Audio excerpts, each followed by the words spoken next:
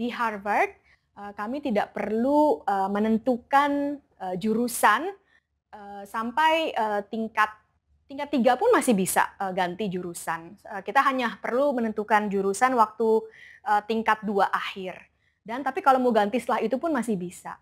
Di Harvard itu dinamakan concentration. Jadi tidak dinamakan jurusan, tidak dinamakan major, tapi konsentrasi.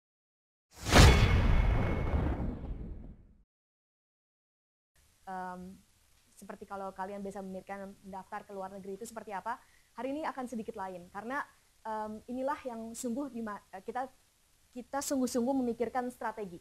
Jadi ini sungguh strateginya, jadi bukan daftarnya bagaimana, bukan, sungguh strateginya, oke? Slide saya berbahasa Inggris, ini bukan soal-soal bahasa Inggris, tetapi karena kalian akan menulis dalam bahasa Inggris, jadi kata-katanya yang kalian perlu tahu itu saya tuliskan dalam bahasa Inggris supaya itu sungguh bisa langsung nyambung dengan aplikasi kalian. Kalau kalian berada di tingkat 1 misalnya SMA 1, ini juga sangat penting. Kelas 10 ya istilahnya. Waktu saya ke SMA 1. Kelas 10 ini juga sangat akan berguna dengan kalian karena memang seharusnya jauh-jauh hari kita mempersiapkan. Baik. Nah, di college application ini yang hari ini ada 3, walaupun kita bilang strategi session. Pertama adalah mindset. Sungguh harus punya mindset yang berbeda kalau kalian mau sukses untuk bisa masuk S1 di top perguruan tinggi di luar negeri. Yang kedua memang harus ada strateginya. Strategi itu benaran strategi ya. Seperti ada strategi perang, ada juga strategi untuk masuk kuliah. Ada strategi bisnis, ini juga ada strateginya. Dan berhubungan dengan strategi harus punya perencanaan, harus punya planning. Oke. Saya akan banyak berbicara tentang mindset-nya. Nanti Kak Yanti akan menyambung antara dengan strategi dan planningnya. Tetapi ini semua harus dimulai dengan mindset. Oke. Apa itu mindset yang harus kalian punya? Oke. Kenapa saya berbicara tentang aplikasi ke kuliah dan kenapa ada baiknya untuk kalian perhatikan? Oke. Pertama-tama saya mau menekankan bahwa suatu saat bertahun-tahun yang lalu, saya adalah kalian. Jadi walaupun kelihatannya wah beda gitu, banyak kalian bilang kok bisa masuk Harvard. Tapi dulu saya itu sama dengan kalian, tidak ada bedanya. Saya sering bilang saya pasti bukan orang nomor 30 paling pintar di Indonesia, nomor 50 juga saya rasa juga tidak ya. 100 juga saya nggak yakin bahwa orang nomor 100 paling pintar di Indonesia. Tetapi saya bisa masuk Harvard di undergraduate, ya. Harvard undergraduate itu artinya Harvard S1. Dan terus terang saja S1 di Harvard itu sangat jarang sekali sampai sekarang pun. Waktu saya masuk ke Harvard S1, saya adalah satu-satunya orang Indonesia dari 1.600-an yang diterima di Harvard pada waktu tahun itu. Dan selama 4 tahun saya di Harvard itu juga sangat jarang sebenarnya orang Indonesia yang masuk ke Harvard S1. S2, S3 lebih banyak dan ini mungkin yang saya tekankan bukan sombong, tetapi kalian harus mengerti bahwa strategi untuk masuk S1 dan strategi aplikasi ke S2 dan S3 itu jauh berbeda. Okay? Dan hari ini kita hanya membicarakan tentang S1. Jadi butiran yang ingin saya tekankan adalah kalau saya bisa, kalian juga pasti bisa. Sekali lagi ya, saya adalah kalian, dan kalau saya bisa, kalian juga pasti bisa. Tetapi, bisa bukan berarti akan. Can doesn't mean will. Okay? Jadi, itu harus ada strateginya, dan harus punya kemauan yang kuat. Oke, ini saya, ini foto kecil saya, untuk beneran supaya share gitu loh. Saya waktu dulu, ini saya dan ibu saya, dia sama ya, kalau saya tanya makan apa sih? Wah makannya sama nasi gitu, sampai sekarang juga makannya nasi, nggak beda, oke? Dan saya juga sekolah bukan di sekolah berbahasa Inggris, dari TK sampai SMA kelas 1 saya bersekolah di Jakarta, di Santa Ursula, ini sekolah saya, mirip-mirip dengan sekolah kalian mungkin, dan paling ini terus saya juga tidak bisa bahasa Inggris, saya mulai belajar bahasa Inggris waktu saya umur 12 tahun. Jadi, kembali lagi, saya juga dengan lingkungan yang ya mungkin tidak 100% sama, tetapi tidak terlalu berbeda juga dengan kebanyakan dari kalian yang menonton hari ini. Jadi sungguh, kalau saya bisa, kalian pun bisa. Tapi kita harus punya strategi. Nah, dari situ saya mendapat beasiswa ini semuanya mendapat beasiswa. Saya mendapat beasiswa O-level di Singapura, dan terus terang saja waktu itu adalah pertama kali saya belajar bahasa Inggris waktu dikirim ke Singapura. Maksudnya saya belajar bahasa Inggris sejak SMP kelas 1, cuman tidak fasih, dan setelah di Singapura baru menjadi fasih. Lalu saya juga beruntung saya mendapatkan beasiswa lainnya di kelas 11-12 di Sekolah International Baccalaureate di Norwegia. Nah, saya menceritakan ini juga ada sesuatu yang penting. Salah satu kenapa saya bisa diterima di Harvard University itu adalah karena Harvard University mengenal SMA saya yaitu SMA di Norwegia yang menggunakan International Baccalaureate. Inilah juga saya sekalian mau menyampaikan berita sangat baik. Presiden kita Pak Prabowo Subianto sudah mencanangkan salah satu dari program utamanya adalah membangun SMA unggul di seluruh pelosok Indonesia, di mana beliau akan memberikan kesempatan kepada anak-anak dari berbagai latar belakang, terutama sekali dari latar belakang ekonomi menengah dan menengah ke bawah, untuk mengenyam pendidikan SMA yang sebagus-bagusnya, sehingga mereka bisa lanjut ke sekolah ke universitas top di dunia. Ya. Nah, waktu saya di Harvard University ini saya tinggalnya di dormitory, di asrama. Ini asramanya bagus ya, tapi saya bukan di sini tinggalnya. Saya tinggalnya di sini nih, yang jelek tuh. Tapi yang jelek itu dalamnya luas, jadi sebenarnya yang kecil, yang bagus ini dari luar bagus, tapi dari dalam sebenarnya jelek. Kalau ini terbalik, dari luar jelek tapi dari dalam bagus, lebih luas gitu. Okay. Hidup saya sebagai seseorang yang mendapatkan beasiswa, saya mau berat lagi, beasiswa itu kalau di luar negeri, bukan di luar negeri ya, di Harvard terutama, itu adalah sebenarnya beasiswa itu adalah financial aid. Jadi apa itu financial aid? Financial itu bantuan uang atau bantuan dana. Jadi saya diterima di Harvard University, dan karena mereka melihat bahwa keadaan latar belakang orang tua saya tidak mampu untuk menyekolahkan saya, membayar uang sekolah, uang kuliah di Harvard University, mereka memberikan uang kuliah itu. Jadi beasiswa itu bukan melulu terhadap prestasi, tetapi terhadap latar belakang ekonomi saya. Tentu saja harus punya prestasi sehingga bisa diterima, tapi setelah diterima, Harvard University memberikan bantuan dana sehingga saya bisa bersekolah di situ, walaupun orang tua saya tidak mampu untuk menyekolahkan saya di situ. Dan ini juga sangat penting waktu saya di Harvard University, untuk menyemangatkan kalian semua. Saya bekerja. Kenapa? Karena yang diberikan oleh Harvard University itu hanyalah bahasa Inggrisnya tuition and board. Jadi uang kuliah, dan juga uang kuliahnya itu dibayarkan, dan juga tempat tinggalnya, berarti akomodasinya dan juga makannya. Tetapi kalau misalnya mau jalan-jalan, mau pergi nonton ke bioskop atau sebagainya, tentu saja tidak ada uang dari situ, tidak ada tunjangan yang lain-lainnya. Jadi saya harus bekerja. Jadi sungguhlah saya bekerja. Saya sudah bekerja berbagai macam. Saya bekerja sebagai pembersih toilet, sungguhan pembersih toilet waktu di Harvard. Saya juga bekerja di dapur, bantu-bantu tukang masak. Masaknya nggak bisa, itu terlalu tinggi. Bantu-bantu motong-motong, cuci piring, ya. Itu saya juga bekerja sebagai itu. Dan juga saya bekerja di AV, waktu zaman dulu tuh harus menyiapkan presentasi ini pakai kabel dan sebagainya, itu saya juga kerja begitu. Dan juga kerja di perpustakaan. Nah, itu yang paling enak. Tapi dapat kerja perpustakaan susah, jadi tahun terakhir baru saya dapat kerja di perpustakaan. Poin saya, kalau kita mau, kita pasti ada cara. Jadi jangan berprasangka bahwa kalau kalian dari keluarga yang tidak mampu itu tidak akan bisa sekolah setinggi-tingginya. Ada jalan, tentu saja ada banyak keberuntungan, tapi kita harus berusaha semampu-mampunya. Dan setelah kita mendapatkan itu pun, jangan pernah berpikir kalau waktu kuliah itu cuma harus bisa kuliah doang. Justru kita bekerja itu membantu saya mengatur waktu saya, sehingga saya walaupun bekerja, tapi saya juga harus mengatur waktu belajar, dan juga saya lulus nggak malu-maluin gitu dengan magna cum laude with a highest honor. Dan itu semua saya lakukan 4 tahun saya di Harvard, saya selalu kerja, tidak pernah ada berhentinya. Okay. Maksudnya kerja sampingan sebagai pembersih toilet, di dapur dan sebagainya. Oke. Saya juga setelah itu saya juga mau kasih tahu kalian kembali, poinnya adalah sama, bahwa setiap orang itu mampu dan punya kesempatan. Kalian itu mampu dan punya kesempatan untuk bisa sekolah kuliah setinggi-tingginya. tadi adalah saya sama seperti kalian. Nah, sekarang saya akan balik dari sisi karena saya sudah mengajar di berbagai macam perguruan tinggi. Saya sudah mengajar di perguruan tinggi macam-macam di Amerika Serikat dan juga di Tiongkok. Pertama, saya sudah mengajar sebagai PhD student. Jadi waktu saya PhD student, saya juga mengajar di Northwestern.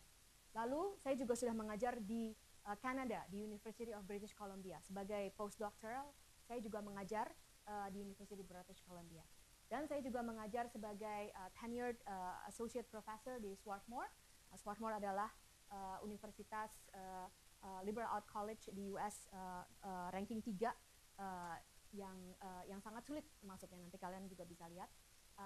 Lalu saya juga sudah mengajar sebagai profesor di Tsinghua University yang adalah ranking 1 di Asia dan ranking nomor 12 di seluruh dunia. Tujuan saya membuat ini bukannya saya kasih CV saya ke kalian, tapi saya mau kasih tahu ke kalian bahwa saya sangat berpengalaman menghadapi dan bergaul dan sangat kenal dengan berbagai ragam dan macam mahasiswa-mahasiswa di perguruan tinggi top. Ini semua perguruan tinggi sangat top ya. Northwestern, UBC, Swarthmore, Tsinghua, dan tentu saja saya juga sudah di Harvard.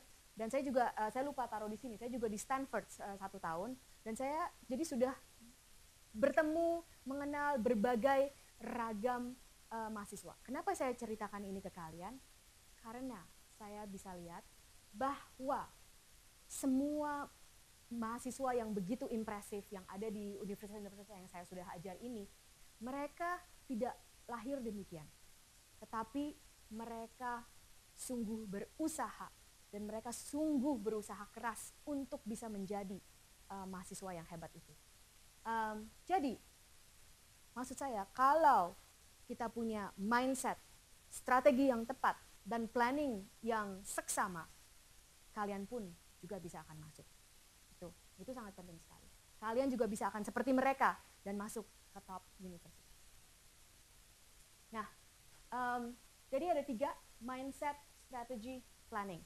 Kita mulai dari mindset, dan saya kebanyakan akan mindset, nanti strategi dan planning dilanjutkan oleh Kak Yanti kebanyakan.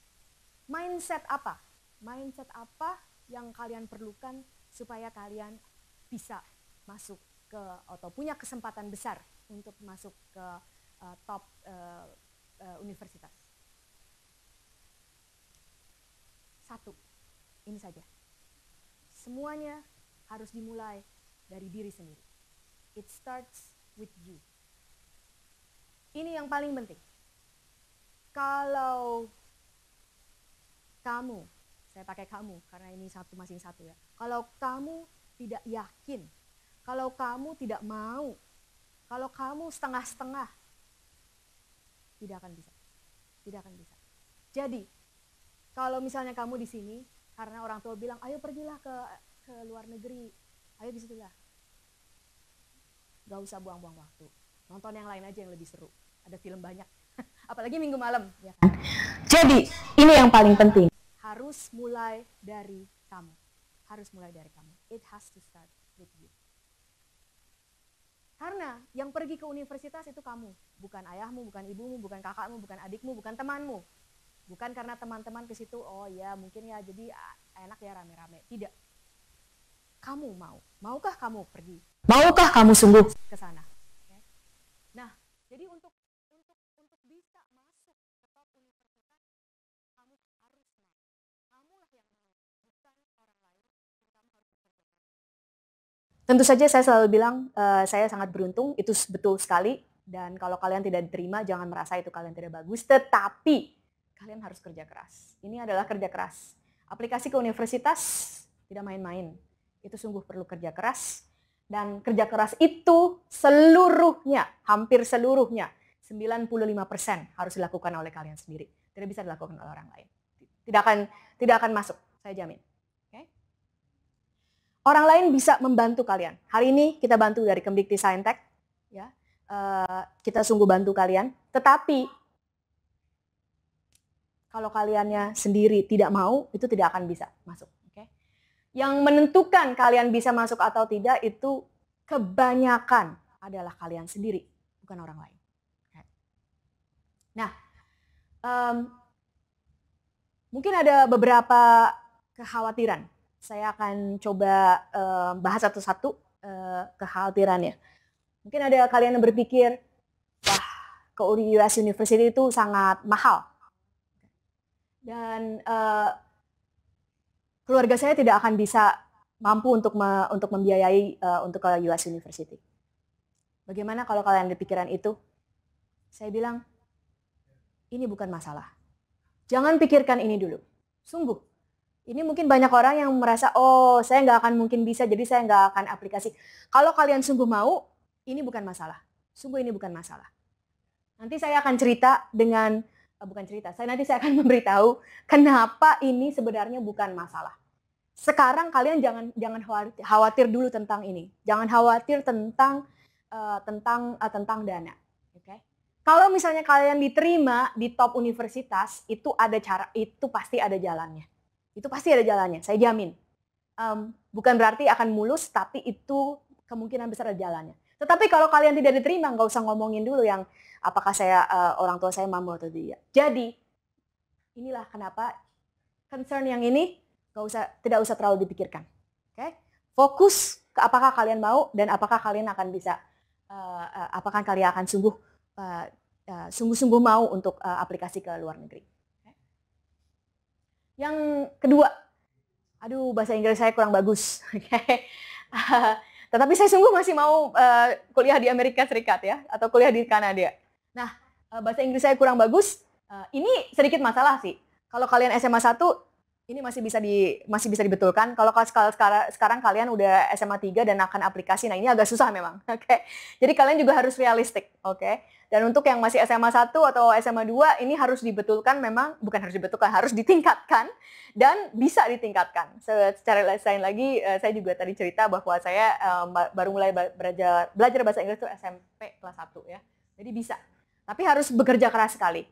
Harus banyak baca, harus banyak menulis dalam bahasa Inggris ya. Tapi ini pentingnya adalah fixable problem. This problem is fixable ya.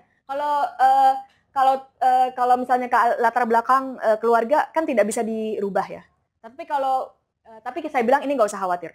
Tapi kalau tentang bahasa Inggris itu bisa dirubah dan yang bisa merubahnya itu kalian sendiri. Jadi rubahlah. Okay. Kalau misalnya problemnya ini, ya gimana ya? Saya tidak yakin bahwa saya mau kuliah ke universitas di top di luar. Nah, ini big problem. Ini masalah besar. This is a problem. Jadi ini bukan problem. Ini problem yang bisa dibetulkan, ini problem. Okay. Kalau kalian tidak yakin, tidak akan bisa. Kalau kalian tidak yakin, mendingan jangan menghabiskan uang untuk aplikasi. Jangan setengah-setengah, karena aplikasi juga ada biayanya.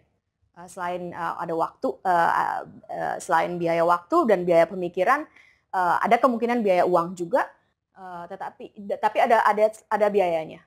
Dan itulah. Kalau misalnya kalian tidak yakin, mendingan tidak usah. Saya juga mau memberikan note, kalau kalian tidak mau kuliah ke luar negeri, itu bukan masalah juga. Kalau memang kalian sudah inginnya kuliah di sini, di Indonesia, kita juga punya universitas yang bagus, itu tidak masalah. Yang penting, kalian harus memutuskan.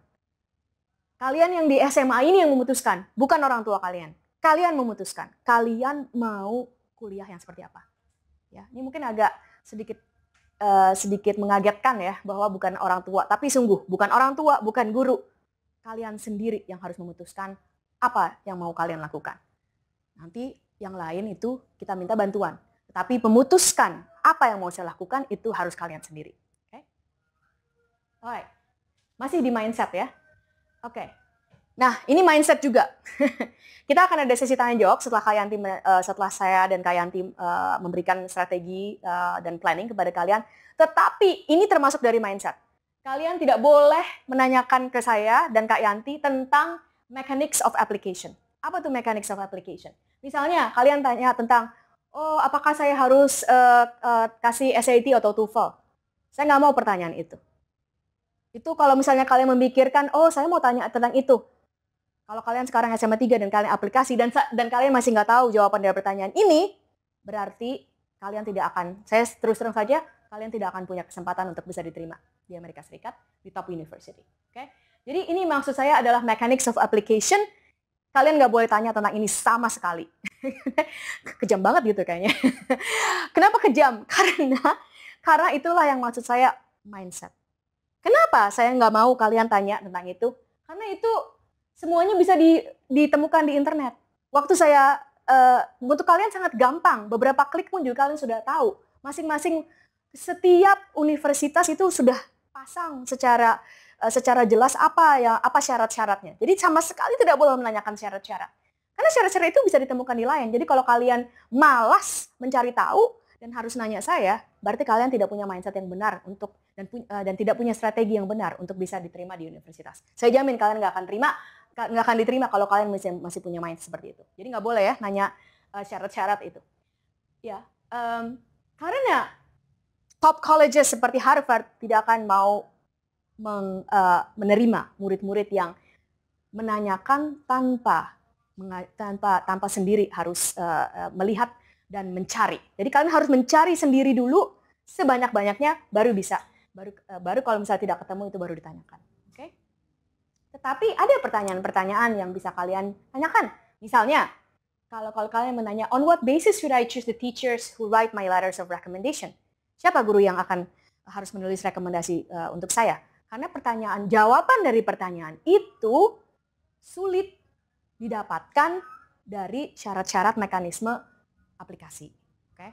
Mungkin mudah-mudahan bisa dimengerti. Jadi kalau yang bisa dilihat di internet dan ada jawabannya di internet, mohon jangan ditanyakan ke saya syarat-syarat ya. Tapi kalau ada tentang strategi yang sungguh sulit dijawab di internet atau kalian tidak yakin bahwa jawaban itu adalah jawaban yang benar karena itu mengenai strategi, silakan kita bahas.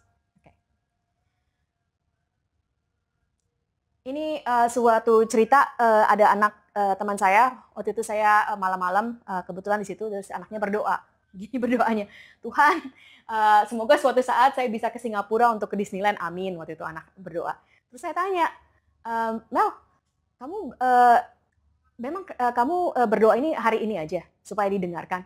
Oh enggak tante, saya tiap malam berdoa ini. Wah, kenapa kamu tiap malam berdoa seperti itu? Ya, supaya orang tua saya tahu bahwa yang satu-satunya saya mau itu adalah pergi ke Disneyland. Oke? Dan ini tiap malam dia berdoanya sama, itu berdoanya juga keras-keras supaya didengarkan oleh orang tuanya. Jadi, apa yang terjadi? Nah, si anak itu punya kemauan. Itu kalian harus punya kemauan, mindset. Dan dia juga punya strategi. Strateginya itu tiap malam dia berdoanya sama supaya orang tuanya tahu, saya tuh sungguh-sungguh ingin ke Disneyland. Oke? Nah, itu cerita, tapi ini sungguh ada aplikasinya terhadap kita yang mau kuliah, mau aplikasi daftar ke kuliah. Kita juga selain punya kemauan, selain punya niat yang sungguh-sungguh sangat kuat, kita harus punya strategi. Oke? Strateginya dia berdoa dengan keras setiap malam. Itu adalah strategi seorang anak yang walaupun dia tidak pikirkan panjang-panjang, tapi itu strateginya berhasil juga. Karena tiap malam dengerin begitu orang tuanya kasihan juga gitu sama anaknya. Oke? Dan sungguh akhirnya dia pergi dia ke Disneyland ke Singapura. Oke. Nah, strategi itu tentu saja harus bersama dengan planning. Oke, kita sekarang masuk tadi dari mindset. It has to start with you. Now, strategy and planning. Nah, biasanya kalau kalian daftar ke kuliah yang kalian dengarkan dari college counselor atau dari mungkin kalian pernah ke biro-biro agensi itulah, inilah syarat-syaratnya, inilah syarat-syaratnya. Kita tidak usah ngomongin itu.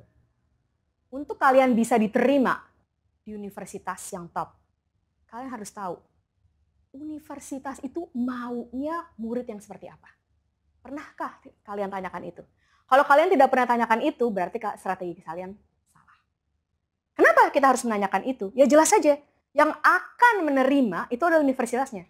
Kalau kalian cuma memikirkan, saya harus bagus, tapi kalian tidak pernah memikirkan, bagus itu menurut Harvard, menurut Stanford, menurut Swarthmore, itu apa? Ya kan? Mungkin dari pikiran kalian, bagus itu saya ranking 1 di sekolah saya. Oke. Tetapi si Harvard lihat, ranking 1 di sekolah kamu, saya nggak pernah dengar sekolah kamu. Terus jadi gimana saya lihatnya dengan yang lain? Atau kamu ranking 1, tapi sebenarnya apalagi sih yang kamu bisa bawa? Nah, itulah sangat penting. Jadi kalian juga tidak boleh cuma dari satu sisi. Bahkan yang harus kalian pikirkan itu si universitas maunya murid yang seperti apa. Okay? So what do top colleges want? You need to know the answer to that question. Kalau kalian tidak tahu jawaban dari pertanyaan itu, kalian tidak akan punya strategi yang tepat untuk aplikasi ke top colleges. Nah, beruntunglah. Waktu saya daftar, saya nggak ada tuh yang ngasih tahu gitu ya. Tapi banyak juga sih nanya ke college counselor, ada sedikit dikasih tahu. Tapi karena saya udah mengajari berbagai macam dan saya sering ngobrol dengan admission officer, jadi saya tahu ada 3 sebenarnya yang top colleges want. Pertama,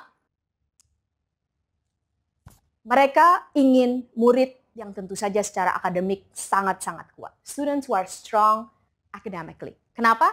Ya kalau di top universitas, kalau misalnya kalian akademik tidak bagus, ya gimana nanti bisa keteteran. Ya, Harvard tentu saja tidak mau murid-muridnya keteteran. Harus bisa mengikuti segala macam mata kuliahnya. So they can cope with college demand. Jadi students who are strong academically. Kalau kalian dengar ini mungkin kalian pikir, oh iyalah itu juga ya udah tahu gitu kan. Nah mungkin yang menarik, poin ini necessary but not sufficient. Necessary but not sufficient. Artinya, mungkin selama ini yang kalian pikirkan itu, yang paling penting itu adalah student who are strong academically. Ternyata, saya kasih tahu rahasianya, bukan. Itu cuman level pertama. Itu cuman level pertama. Jadi kalau kalian tidak bagus prestasi akademiknya, ya kalian akan ditaruh di aplikasi kalian akan ditaruh di ya terus terang di tong sampah gitu. Oke. Tetapi setelah kalau kalian sudah lewat level pertama, masih ada lagi level yang lainnya. Jadi ini tidak cukup. Ini tidak cukup. Apalagi?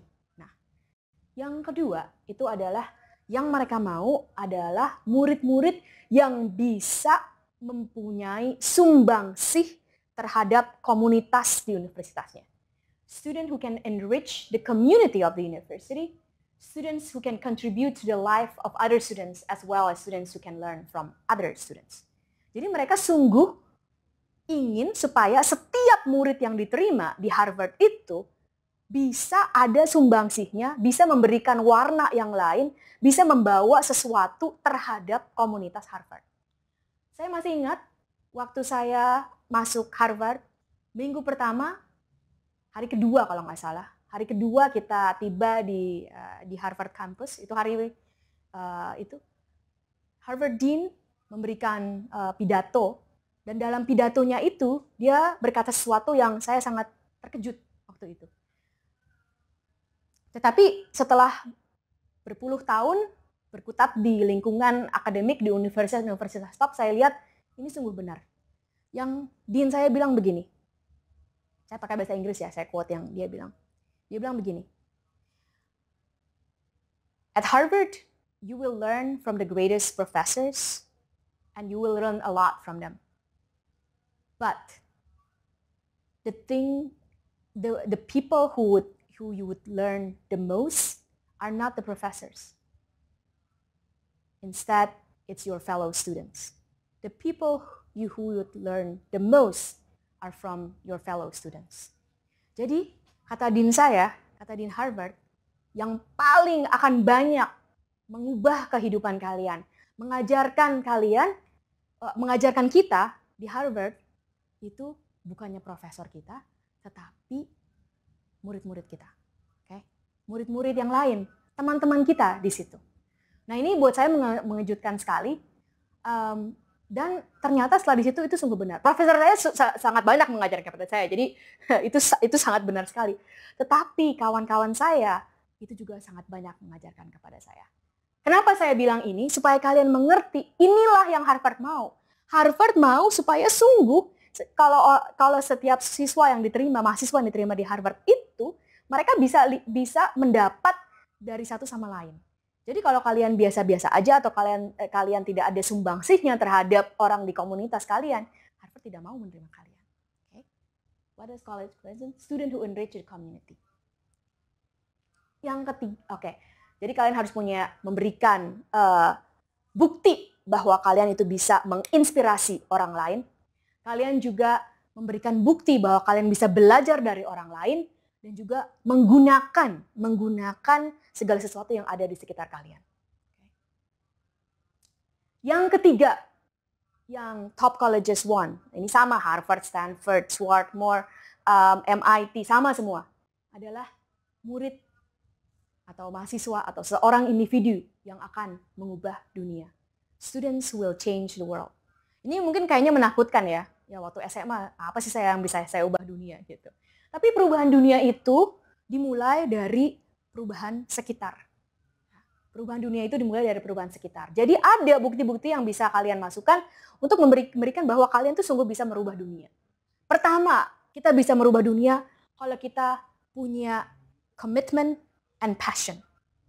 Apapun passionnya ya, selama itu positif, itu akan bisa merubah dunia. Begitu banyak isu-isu, masalah-masalah di sekitar kita. Kalau setiap individu itu mempunyai passion dan komitmen, terutama sekali komitmen ya, passion dan komitmen untuk berbuat sesuatu, untuk mengejar sesuatu, untuk memperbaiki segala sesuatu yang ada di sekitarnya, itu kita akan bisa merubah dunia. Dan inilah yang Harvard maukan, evidence of commitment and passion. Okay? Nah, kalau kalian sekarang sudah mengerti, what do top colleges want? Strong academically, necessary but not sufficient condition. Those who can enrich the community, bring something to the community, okay? And those who can change the world. Kalian udah mengerti ya? 3 ini saja. 3. Sekarang, jadi apa itu aplikasi? Apa yang diaplikasi kalian? Dulu kan kalian bilang, oh syaratnya udah dipenuhi nih, ada TOEFL, ada SAT, ada harus nulis essay. Mulai sekarang dirubah pemikiran itu. Essay itu sebenarnya buat apa? Kenapa kalian harus nulis essay? Kenapa diminta essay sama Harvard? Kenapa diminta essay sama Brown, sama MIT? Karena itulah caranya, itulah medium untuk kalian meyakinkan ke si universitas bahwa kalian punya 3 ini yang mereka mau. Ya. Dengan kata lain, setiap syarat-syarat yang harus kalian masukkan itu bukanlah syarat-syarat. Jadi jangan lagi kalian memikirkan, oh iya syaratnya udah dipenuhin begitu. Tapi apakah syarat itu memberikan bukti bahwa kalian itu mempunyai strong academically, enrich the community, can change the world. Jadi setiap yang kalian masukkan itu adalah bukti, evidence. Nah, berbeda pikirannya dari yang dulu. Dulu kita sering memikirkan, oh ya syaratnya udah dicentang, udah masuk. Tidak, kalian harus melihat apakah yang saya masukkan itu adalah bukti yang orang lain bisa mengerti bahwa saya itu bisa change the world. Okay? Jadi saya akan kasih contoh-contoh. Nah sebelum itu saya mau kasih ingatkan ya, ingatkan kalau kalian lupa. Ini admission rate percentages dari 2020, mungkin ini saya 2022 atau ya 2023, ini saya lupa dari tahun berapa, baru ini. Nah kalian bisa lihat admission rate itu luar biasa rendahnya ya. Jadi Stanford itu yang diterima cuma 4,7%. Saya lupa persisnya berapa yang aplikasi, ya paling sekitar 20 ribuan lah. Kalau ke Stanford dan ke Harvard. Ke Harvard itu 5,2%. Jadi yang diterima itu sedikit sekali. Okay? Nih Swarthmore, di mana saya menjadi profesor, dan Kak Yanti S1-nya di sini, yang diterima itu cuma 12,5%. Jadi Swarthmore itu dari segi kesusahan, begitu sulitnya diterima itu nomor 1, 2, 3, 4, 5, 6, 7, 8, ya sekitar nomor 12 lah gitu. Okay. Nomor 12 di Amerika Serikat yang paling susah diterima. Jadi susah diterima susah banget gitu. Susah banget. Kak Yanti itu jenius bisa diterima di situ. Tapi dia juga dulu seperti kalian sama ya. Oke. Nah, jadi saya cuma mengingatkan begitu susahnya ini harus perlu strategi, harus perlu planning. Strateginya apa? Kalian harus mengerti what do top colleges want. Dan sekarang kita masuk ke strateginya. Kalian harus bisa melihatkan evidence. Nah, jadi segala sesuatu yang kalian siapkan untuk universitas, yang sekarang yang sedang menyiapkan ya, terutama yang sekarang di kelas 12, yang akan menyiapkan untuk masuk, semuanya itu kalian itu evidence untuk 3 ini atau enggak. Kalau itu tidak membuat evidence, membuat bukti terhadap yang 3 ini, nah gantilah. Diperbaikilah itu, supaya itu sungguh membuatkan evidence. Okay? Misalnya, untuk akademik. Oke, tentu saja apa? Kalian diminta high school transcript. Okay. Di high school transcript itu perlu Nah ini bekerja sama dengan sekolahnya, ini sekalian untuk sekolah ya.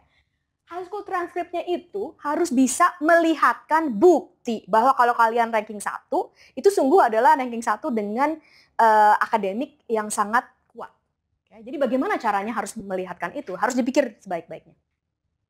Lalu juga ada seperti SAT dan TOEFL for international students. Nah ini jadi kalian harus punya nilai yang cukup tinggi ya untuk bisa. Tetapi saya juga mau bilang ini tidak usah perfect score gitu lah. Kalau kalian dapat perfect score ya bagus gitu. Tapi nggak usah bedanya antara TOEFL-nya 750 dan 760 tidak akan dilihat oleh Harvard.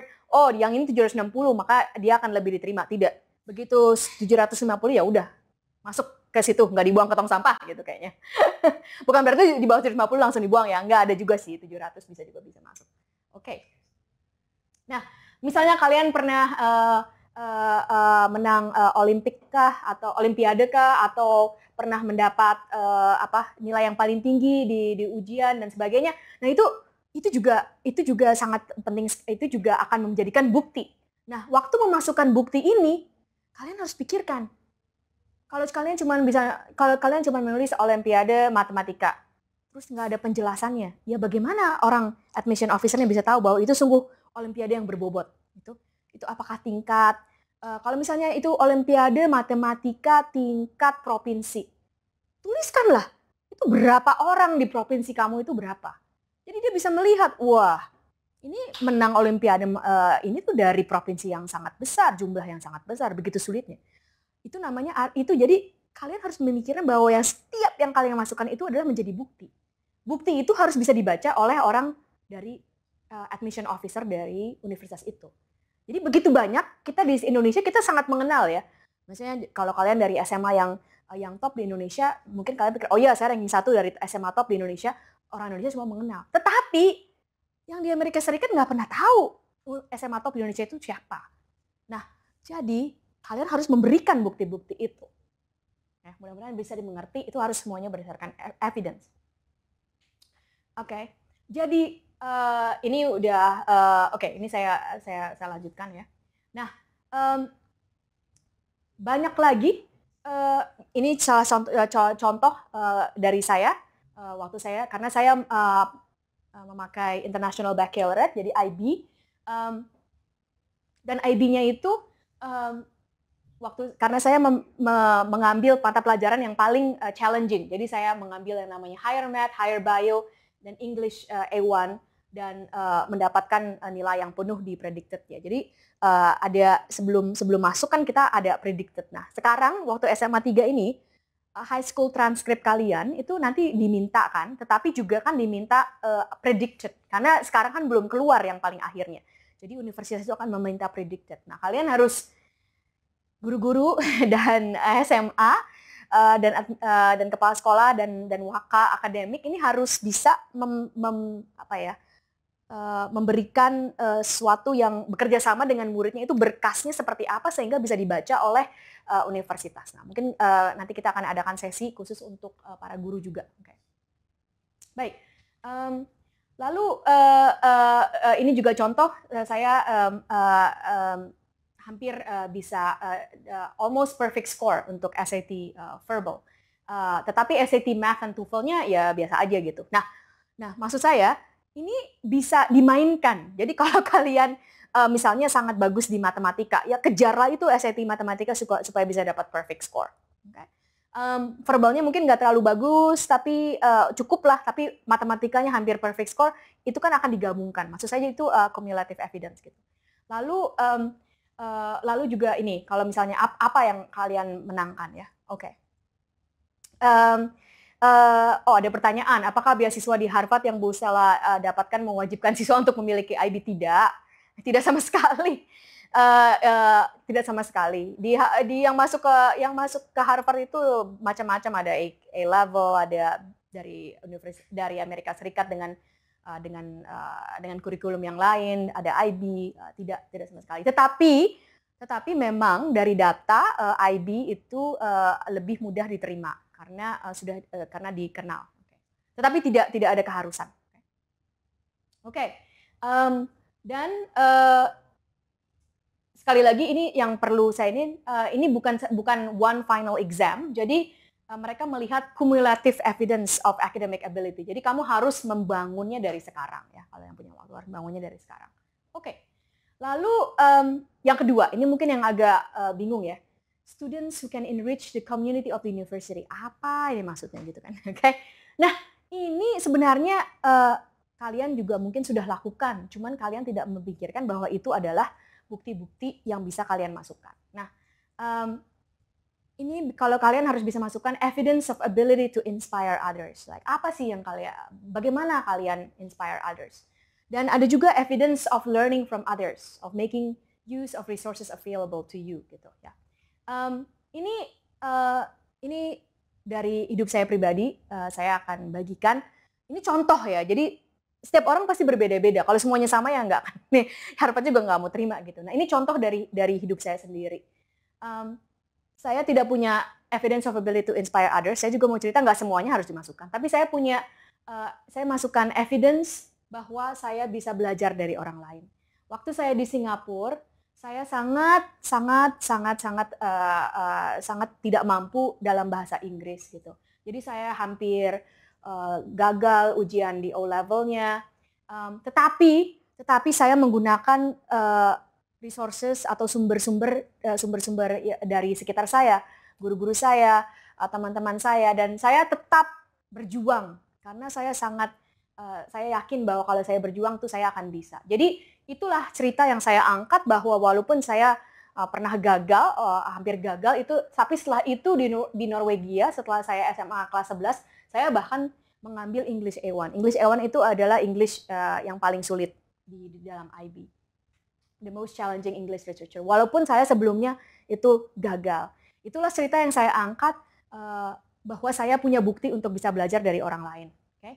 Lalu ini students who will change the world. Ini adalah evidence of commitment and passion. Jadi apa komitmen kalian? Apa passion kalian? Sekali lagi, setiap orang berbeda-beda. Saya cuma akan memberikan contoh saja dari kehidupan saya, sehingga kalian bisa lihat bahwa ini adalah real. Tidaklah saya cuma bilang dari sebagai admission officer. Tidak, ini adalah suatu dari kehidupan. Nah, dari kehidupan saya, apa sih passion saya? Passion saya adalah membaca. Saya sangat suka sastra.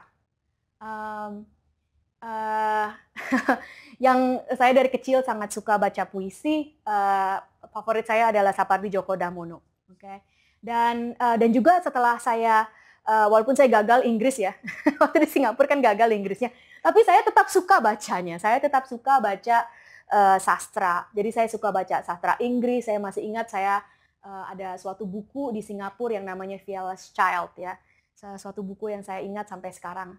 Waktu di Norwegia saya baca A Kiss of the Spider Woman. Ini literatur dari Argentina, sastra dari Argentina. Waktu saya di Harvard, kelas yang paling saya sukai seluruhnya dari 4 tahun itu adalah Polish poems dan Jewish literature. Jadi saya sangat-sangat suka membaca sastra dan itulah juga yang saya angkat. Inilah passion saya. Jadi selalu punya passion. Dan passionnya saya tunjukkan dengan ini berbagai macam sastra dunia.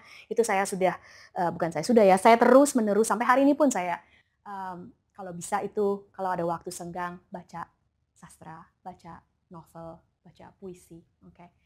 Dan komitmen satu lagi passion saya. Ini mungkin agak lucu ya buat kalian, tapi I'm fiercely proud of being an Indonesian ya.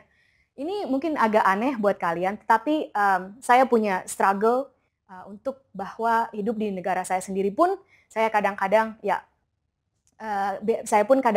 itu sangat harus membuktikan bahwa saya itu orang Indonesia. Okay? Dan itulah yang struggle saya itu tetap saya seumur hidup itu tetap saya bekerja keras, berjuang keras untuk membuktikan itu.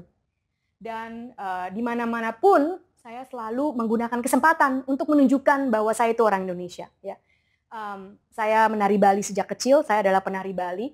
Dan bahkan waktu saya sebagai profesor di Swarthmore pun, saya menari Bali, menari gamelan di situ. Tadi pertanyaannya apa, Yanti? Oh ya, ini pertanyaan esainya. Iya, esai saya adalah The Tie to the Motherland. Itu tentang Jadi waktu ini kan kalau kalian yang akan aplikasi ke luar negeri, kalian tahu kan bahwa kalian masuk personal essay. Personal essay itu bukan tentang saya bukan tentang saya masuk olimpiade kah? Saya nggak pernah masuk olimpiade atau saya juara kelas kah? Enggak. Cerita saya adalah tentang the tie to the motherland. Ikatan saya terhadap Ibu Pertiwi. Apa struggle saya? Apa yang saya lakukan dan apa yang saya lakukan untuk sesama saya itu waktu itu banyak di luar negeri. Saya selalu menceritakan dan mencitrakan seorang Indonesia. Itu penting sekali, dan salah satu yang mungkin saya sering lakukan adalah sebisa mungkin ya, saya selalu berbicara bahasa Indonesia tanpa ya, saya sangat bangga bisa berbicara bahasa Indonesia, dan terhadap bahasa sendiri itu selalu ditekankan oleh saya. Walaupun kadang-kadang sekarang saya masih banyak pakai bahasa Inggris karena udah banyak yang lupa. Itu sebenarnya agak malu juga saya kadang-kadang kalau lupa, oke? Oke. Dan saya ada satu lagi, tadi kan saya bilang saya penari ya.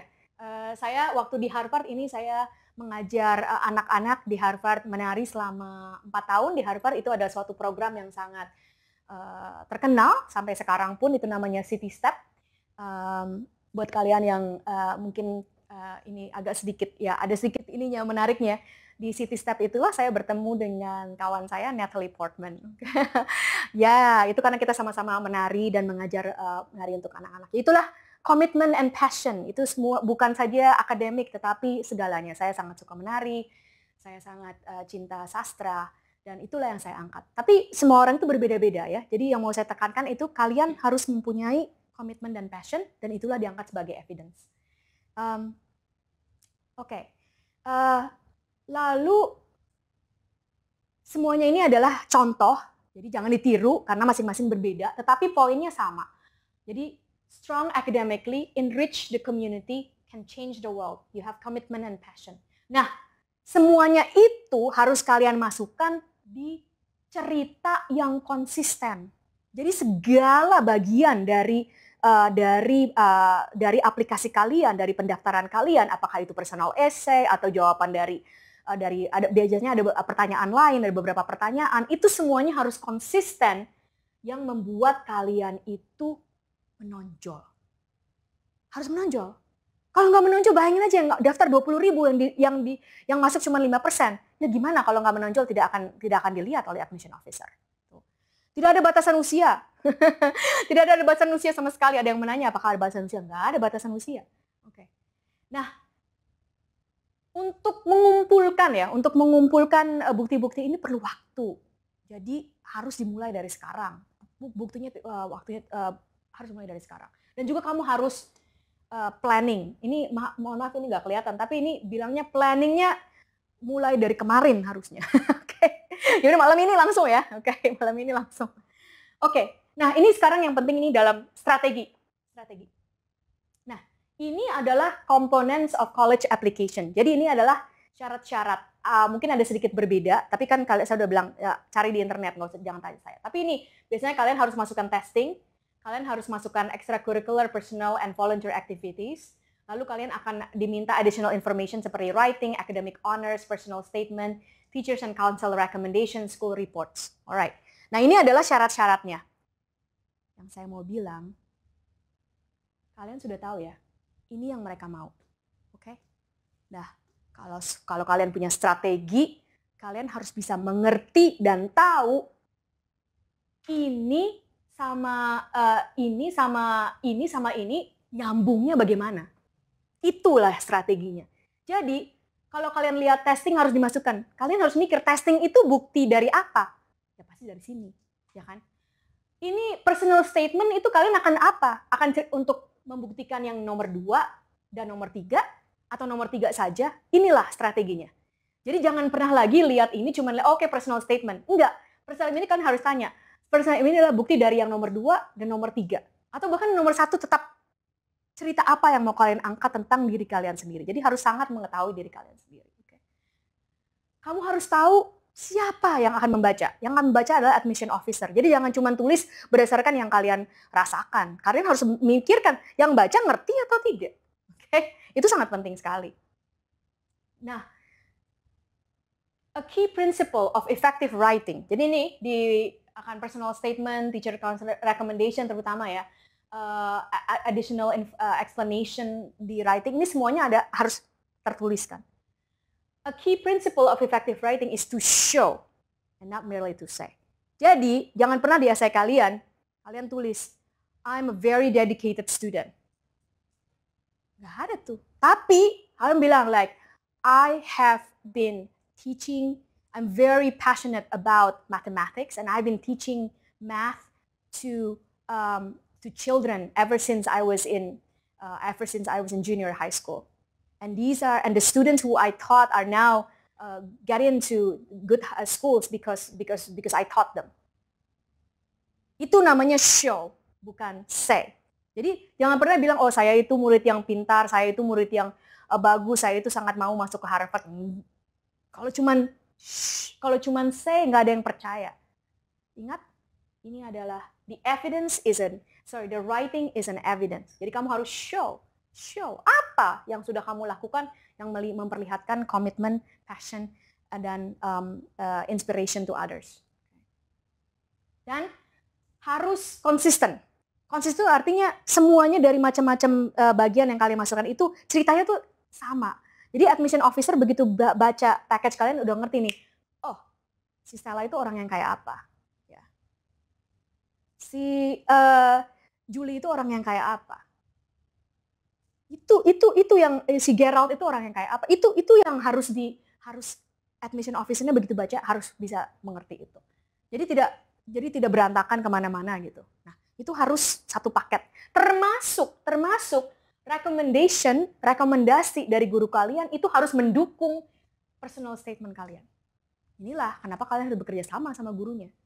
Jadi sebenarnya kalau punya strategi itu guru kalian yang kalian minta menuliskan rekomendasi itu harus tahu apa yang kalian tulis di personal statement kalian. Kalau misalnya nggak nyambung, nggak akan building consistent story, kalian tidak akan menonjol. Oke? Inilah namanya strategi. Ada timeline-nya, nanti Kak Yanti mungkin akan bisa bercerita lebih banyak. Dan sebenarnya saya mau kasih ke kalian sendiri yang harus planning ya. Jadi ini jangan berdasarkan, oh ya udah saya dikasih tahu sekarang harus begini, begitu, harus begitu. Enggak, kalian sendiri sebenarnya bisa lihat kira-kira, lalu kalian sendiri planning. Karena it starts with you, don't forget. Ya. Terus, bagaimana kita bisa memilih colleges yang akan apply? Ini saya singkat saja, karena nanti Kak Yanti akan menjelaskan lebih banyak. Di US itu, untuk international students, ada yang namanya need blind. Need blind. Apa itu need blind? Need blind itu kayak namanya bahasa Inggris, berarti buta terhadap kebutuhan. Maksudnya apa? Maksud waktu kalian daftar, dia tidak peduli kalian itu dia tidak tanya apakah kalian dari keluarga mampu atau keluarga tidak mampu. Kebanyakan tidak seperti itu. Kebanyakan. Hanya sedikit universitas seperti itu. Nah, tapi universitas yang seperti itulah yang sungguh bisa kalian manfaatkan kalau kalian berprestasi, kalau kalian sungguh adalah punya aplikasi yang kuat, kalian bisa mendapatkan kesempatan sekolah di top tanpa harus, walaupun kalian berasal dari keluarga yang tidak mampu. Karena mereka tidak peduli. Nah, apa aja yang need blind? Ada 7, terakhir saya cek ada 7, itu namanya Amherst College, Bowdoin College, Brown, Dartmouth, Harvard, Massachusetts, MIT, Princeton, dan Yale. Ini semuanya need blind. Berarti need blind itu kembali lagi waktu kalian daftar mereka tidak peduli latar belakang kalian apa. Kalau kalian misalnya berprestasi dan diterima, mereka akan bayarkan berdasarkan kebutuhan kalian. Oke? Mereka akan bayarkan berdasarkan kebutuhan kalian. Nah, kalian mungkin pikir, oh iya ya, berarti ini saya pergunakan. Iya, pergunakan. Dan need blind college itu semuanya top colleges. Jadi memang ini sangat susah sekali diterimanya, tetapi inilah keuntungannya. Dan terus terang saja, waktu saya apply, saya cuma apply ke begini. Karena saya tahu orang tua saya tidak mampu, jadi saya harus diterima di universitas yang seperti ini. Okay. Nah, lalu ini kembali sebentar cerita saja bahwa universitas-universitas yang ini adalah universitas-universitas yang ini adalah mereka adalah universitas top. Jadi untuk masuk ke sini sangat susah, tetapi kembali lagi itu ada keuntungannya need blind. Itulah mengapa yang tadi saya bilang concern atau kegelisahan nomor satu bahwa belajar di Kanada dan di US itu sangat mahal, lalu keluarga saya tidak bisa support financially, itu bukan concern untuk sementara ini. Jadi kalian tidak usah pikirkan itu. Sekarang kalian berusaha sebisa-bisa mungkin tuh aplikasi ke universitas-universitas yang top ini. Kalau kalian diterima, pertama sekali di yang need blind ini ya, kalian akan bisa dibayarkan, diberikan financial aid oleh universitas tersebut. Itulah yang terjadi pada saya. Okay. Nanti juga Kak Yanti akan cerita tentang need, ada need blind, ada juga need aware. Nanti Kak Yanti juga akan cerita tentang need aware. Itu ada lagi level keduanya. Kembali tidak usah terlalu concern terhadap financial need, tentang latar belakang ekonomi keluarga. Berusahalah sekarang yang sebaik-baiknya. Oke, saya sudah berbicara banyak tentang mindset. Kembali lagi mindset. Selain mindset ini juga perlu strategi. Strategi ini kembali apa? What do top colleges want? 3 things. Strong academically, you can commit and contribute to others, and those who can change the world. Dan strateginya itu kalian harus bisa memberikan evidence. Jadi persyaratan masuk ke kuliah itu adalah segala sesuatu yang kalian masukkan dalam aplikasi itu adalah bukti bahwa kalian itu adalah murid yang dicari oleh sang universitas. Tapi kembali lagi, ini semua adalah strategi dan kalau kalian niat pasti bisa. Oke, kalau kalian niat pasti bisa. Oke, pertanyaannya adalah bagaimana saya yakin memilih jurusan yang saya apply pada S1. Sama sekali tidak yakin. Oke. Dan inilah salah satu sangat menyenangkan dan di Amerika Serikat itu kalian tidak usah memilih jurusan waktu S1 begitu apply. Diterima, tidak penerimaan di universitas di S1 itu tidak berdasarkan prodi. Di Amerika Serikat itu sistemnya seluruhnya adalah liberal arts education. Liberal arts education artinya kalian diterima di universitasnya, bukan di prodinya. Jadi kalian tidak usah menentukan. Bahkan sangat disarankan oleh universitas kalian itu tidak menentukan waktu awal. Jadi kalian itu bereksplorasi pada tahun pertama apa sih sebenarnya yang kalian sangat suka. Jadi sangat penting sekali waktu kalian masuk itu kalian bereksplorasi, mengambil kelas-kelas lain yang kelas-kelas yang kalian tadinya mungkin kalian tidak pernah kepikiran akan belajar itu, tapi itulah gunanya di universitas. Waktu kalian di SMA begitu banyak yang bisa mata pelajaran yang tidak diajarkan di SMA. Tapi memang begitu secara desain. Waktu masuk ke universitas itulah begitu banyak mata-mata pelajaran baru yang bisa kalian ambil. Dan universitas itu tujuan utamanya adalah mempersiapkan seorang untuk bisa menghadapi hidup, menghadapi problem-problem, masalah-masalah dan yang terus berganti, yang terus bergulir. Dunia yang terus berganti, dunia yang terus bergulir.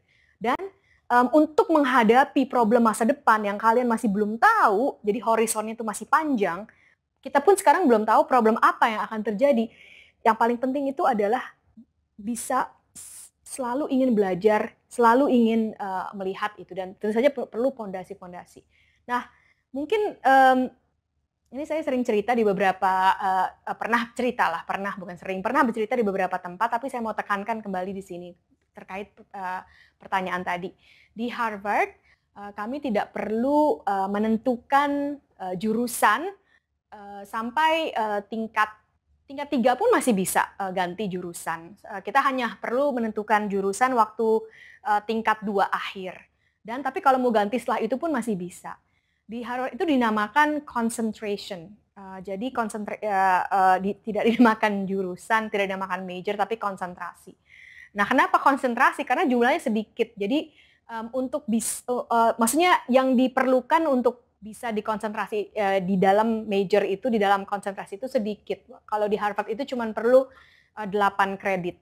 Setiap semester kita mengambil 4 kredit. Jadi 4 tahun itu 32 kredit. Hanya 8 kredit dari 32 kredit itu yang menentukan konsentrasi kalian. Sisanya 24 kredit yang lain itu terserah mau ngambil apa. Tapi ada aturannya. Aturannya apa?